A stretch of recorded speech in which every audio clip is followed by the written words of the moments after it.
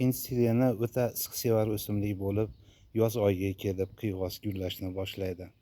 Mana shu siz ko'rib turgan hovlimdagi hind sirenlari iyun oyining o'rtalariga borib gullashni boshlagan edi.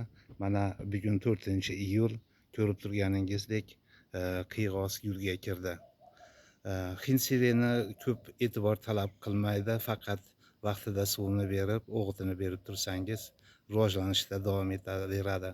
Faqat uni quyoshli joyga ekish kerak, shundagina uni gullari yirik va baquvvat bo'lib ochiladi.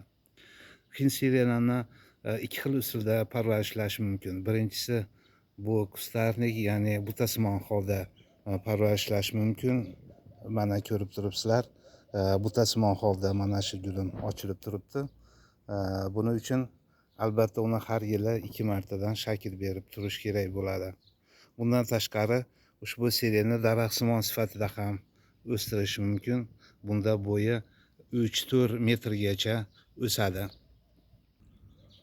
Agar hovlingiz tor bo'ladigan bo'lsa, mana shunday butasimon o'stirishingiz mumkin. Lekin ko'cha bo'ylariga, alleyalarga, parklarga mana bunday daraxtsimon shaklga ham keltirish mumkin.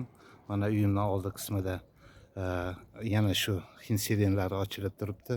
Bularning bo'yi o'rtacha 3-4 metrga borib yetdi. Ko'rib turganingizdek gullari nihoyatda yirik. Har qanday joyga, ko'chalarga, xiyobonlarga o'zgacha chiroy bag'ishlaydi.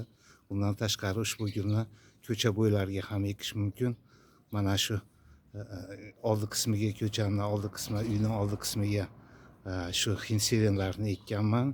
6 tup o'syapti. Mana ko'rib turganingizdek qanchalik chiroyli, xushbichim. Ayniqsa bu quyoshga qaragan oldida suv oqib turadi. Bu hind sireni uchun nihoyatda qulay hisoblanadi. Shuning uchun hind sirenini albatta eking va bundan bahra oling.